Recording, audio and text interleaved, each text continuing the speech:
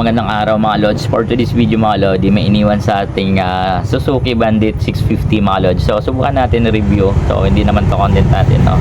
Maybe the motorcycle mga lodi. Ngayon nandito sa tabi natin yung Bandit Suzuki 650 mga lodi. So review natin. So picture natin yung mga specs nito. So hindi ko siya kabisado. Ito on the spot natin na i-review tong Bandit. So pakita ko lang sa inyo kung ano yung base lang na nakikita ko mga lodi. So na-amaze lang ako sa Suzuki 650 na to. So ngayon ko lang din nakakita ng ganitong motor na 650cc na Suzuki mga lodi. So ngayon mga lodi, andito sa tabi natin yung Bandit. Iniwan lang sa atin ni Bros Motorride mga lods, kasi hiniram niya rin yung ating motor na si Onyx. So kaya ngayon sa atin yung kanyang motor. So ito mga lodi, habang wala pa siya ay kunting review natin dito sa Bandit, Suzuki Bandit 650 mga lods. So ito po ang itsura ng Suzuki Bandit 650 mga lodi.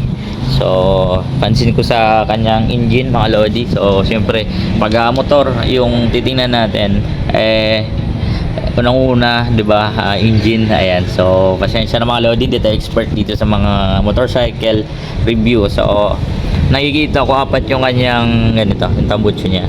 Ayan. So 4 cylinder head mga lodi. So nakalaki talaga ng engine niya. So base dito mga lods ay naka FI na rin po siya, fuel injected. Ayan o. So meron siyang nakasulat na fuel injected mga lods. Siyempre may logo ng Suzuki. Ayan. So naka Austin Racing na 5. So aftermarket type na rin po ito mga lodi. Ayan po yung may nakasulat na Bandit Pro. Wala naman po nalagay na 650. So Suzuki. Ayan mga lodi, sobrang laki ng engine nito. So ang kanyang harap mga lodi ay naka disc brake. So dual disc po yung kanyang harap. Then Tokiko brand ng kanyang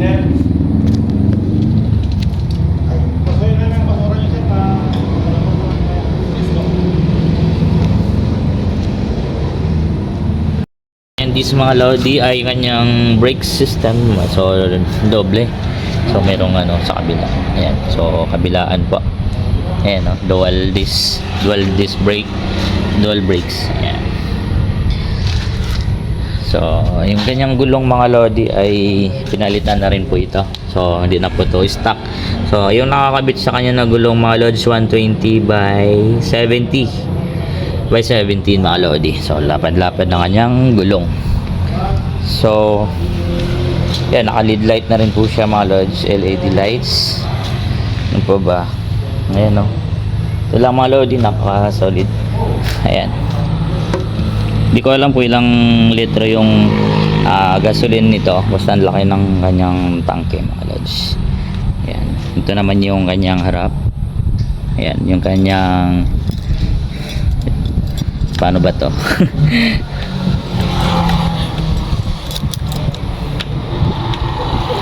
Ayan o. Yan. Napaka-solid o. Balitin natin. Medyo matigas lang siya mga lodi. Yun. Yan po, yun nakalagay sa kanyang panel. So batang bata pa mga lodi, 21,591 kilometers pa lang yung tinakbo. Yan po. Yan. So close na natin, wag na natin siya restart. So pwede po siyang angkasan mga lodi, kasi mayroon pang pang OBR, mayroon siyang pang OBR mga lods. Then ayan, yung kanyang kadena mga lodi, laki. Ayan o.